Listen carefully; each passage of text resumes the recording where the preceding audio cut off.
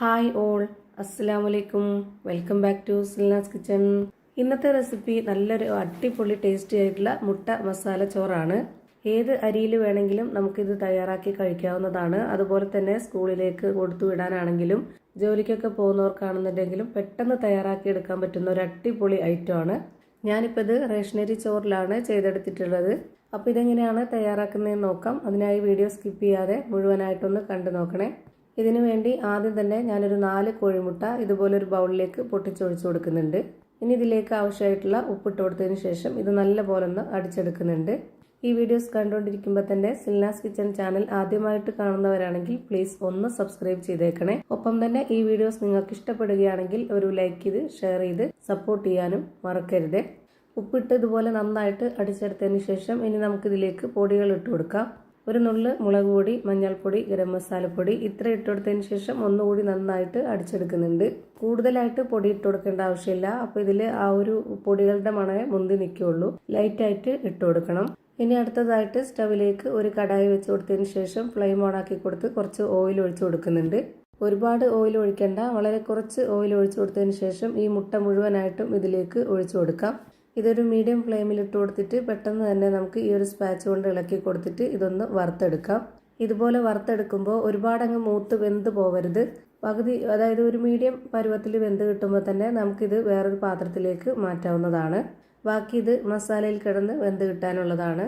ഇപ്പം ഞാനിത് വേറൊരു പാത്രത്തിലേക്ക് മാറ്റി വെച്ചിട്ടുണ്ട്. ഇനി ഇതേ കടായിൽ തന്നെ കുറച്ചുകൂടി ഓയിൽ ഒഴിച്ചു കൊടുക്കാം. ഓയിലൊന്ന് നന്നായിട്ട് ചൂടായിട്ട് വരുമ്പോൾ ഇതിലേക്ക് ഉഴുന്നാണ് ഇട്ട് കൊടുക്കുന്നത്.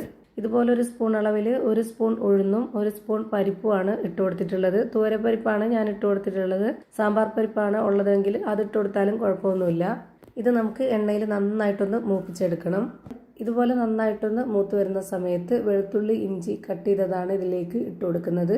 ഒരു 6 അല്ലി വെളുത്തുള്ളിയും അതുപോലെ തന്നെ ഒരു ചെറിയ കഷ്ണം ഇഞ്ചിയുമാണ് ഇതിലേക്ക് കട്ട് ചെയ്തിട്ട് കൊടുത്തിട്ടുള്ളത്. ഇനി ഇതിൻ്റെ ഈ ഒരു മസാലയ്ക്ക് ഏറ്റവും പ്രധാനമായിട്ടുള്ളത് ചെറിയ ഉള്ളിയാണ്.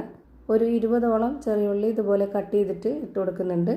ഈ ഒരു മസാലയുടെ പ്രത്യേകത എന്ന് പറയുന്നത് ചെറിയ ഉള്ളിയിൽ തയ്യാറാക്കി എടുക്കുമ്പോഴാണ്. അതാണ് ഇതിൽ പ്രത്യേക ഒരു ടേസ്റ്റും മണമൊക്കെ കിട്ടുന്നത്.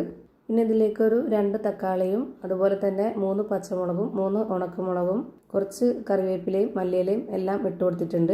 ഇനി ഇതിലേക്ക് പൊടികൾ ഇട്ട് കൊടുക്കാം. 1/2 സ്പൂൺ അളവിൽ മുളക് പൊടി ഇട്ട് കൊടുക്കുന്നുണ്ട്. എരിവൊക്കെ ഓരോരുത്തരുടെ ഇഷ്ടത്തിനനുസരിച്ച് കൂട്ടിയും കുറച്ചൊക്കെ ചേർത്ത് കൊടുക്കാവുന്നതാണ്. ഞാനിവിടെ അത്യാവശ്യത്തിന് തന്നെ പച്ചമുളകും ഉണക്കമുളകും തന്നെ എരിവിന് ചേർത്ത് കൊടുത്തിട്ടുണ്ട്.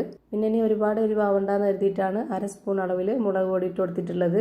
പിന്നെ ഒരു 1/4 സ്പൂൺ അളവിൽ മഞ്ഞൾപ്പൊടി, പെരിഞ്ജീരകപ്പൊടി, ഗരം മസാലപ്പൊടി, ആവശ്യത്തിനുള്ള ഉപ്പും കൂടെ ഇട്ട് കൊടുത്തിട്ട് നല്ലപോലെ ഒന്ന് ഇളക്കി യോജിപ്പിച്ചിട്ട് ഇതൊന്ന് അടച്ചു വെച്ച് വേവിച്ചെടുക്കുന്നുണ്ട്. 1 മിനിറ്റ് നേരം ഇതുപോലെ ഒന്ന് വേവിച്ചെടുത്തതിന് ശേഷം നമുക്കിതിലേക്ക് പിന്നെ വറുത്ത് വെച്ചിരുന്ന ആ ഒരു മുട്ട കൂടി ഇട്ട് കൊടുത്തിട്ട് നല്ലപോലെ ഇളക്കി കൊടുത്തതിന് ശേഷം വീണ്ടും ഒന്നുകൂടെ അടച്ചു വെച്ച് കൊടുക്കാം.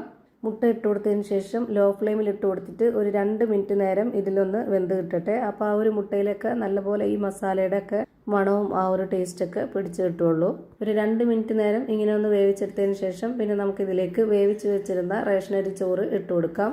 ഇങ്ങനെ തന്നെ നമുക്ക് സാദാ ചോറിലും അതുപോലെ തന്നെ നമുക്ക് ബിരിയാണിയുടെ റൈസൊക്കെ ഉണ്ടെങ്കിലും ഇതുപോലെ തന്നെ ചെയ്തെടുക്കാം. നല്ല ടേസ്റ്റാണ്. ഇനി ഇതിലേക്ക് കുറച്ച് നെയ്യ് ഒഴിച്ചു കൊടുക്കുന്നുണ്ട്.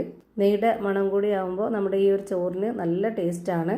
ഇനി ഇത് നല്ലപോലെ ഒന്ന് ഇളക്കി കൊടുക്കാം. അതിൻ്റെ കൂടെ തന്നെ കുറച്ച് കറിവേപ്പിലയും മല്ലിയിലയും കൂടെ ഇട്ട് കൊടുക്കുന്നുണ്ട്. ഇനി ഇത് മുട്ടയിൽ ചെയ്തെടുക്കണ്ട, നമുക്ക് ചിക്കനിലോ ബീഫിലോ ഒക്കെ ചെയ്തെടുക്കണമെന്നുണ്ടെങ്കിൽ അങ്ങനെയും ചെയ്തിട്ടെടുക്കാം. ഏതിൽ വേണമെങ്കിലും ചെയ്തെടുക്കാം. അതൊക്കെ ഓരോരുത്തരുടെ ഇഷ്ടമാണ്. ഇതുപോലെ ഒന്നുകൂടി നന്നായിട്ട് ഇളക്കി കൊടുത്തതിന് ശേഷം ലോ ഫ്ലെയിമിൽ ഇട്ട് കൊടുത്തിട്ട് 1 മിനിറ്റ് നേരം ഒന്ന് വേവിച്ചെടുക്കണം. 1 മിനിറ്റ് നേരം വേവിച്ചാൽ മതി. ആ ഒരു മസാലയൊക്കെ അതിൽ ചോറിലൊന്ന് പിടിച്ച് കിട്ടാൻ വേണ്ടി മാത്രമാണ്. അപ്പോൾ ഇതാ ഭയങ്കര സിമ്പിളായിട്ടുള്ള നല്ല ടേസ്റ്റി ആയിട്ടുള്ളൊരു മുട്ട മസാല ചോറ് റെഡിയായി കിട്ടിയിട്ടുണ്ട്. എന്തായാലും ഒന്ന് ട്രൈ ചെയ്ത് നോക്കുക. എല്ലാവർക്കും ഇഷ്ടമാവും. അപ്പോൾ ഇത്രയേ ഉള്ളൂ ഇന്നത്തെ വീഡിയോ ഇഷ്ടമായാൽ ലൈക്ക് ചെയ്യാനും കമൻറ്റ് ചെയ്യാനും ഷെയർ ചെയ്യാനും മറക്കരുത്. അതുപോലെ തന്നെ ഞാനിടുന്ന പുതിയ വീഡിയോസ് നോട്ടിഫിക്കേഷനായിട്ട് കിട്ടുന്നതിന് വേണ്ടി സബ്സ്ക്രൈബ് ചെയ്ത് ബെല്ലൈക്കൺ അമർത്തി അതിൽ ഓൾ എന്ന ഓപ്ഷൻ എനേബിൾ ചെയ്ത് കൊടുക്കാനും മറക്കരുത്. പുതിയൊരു വീഡിയോയുമായി വീണ്ടും വരും. Thank you for watching.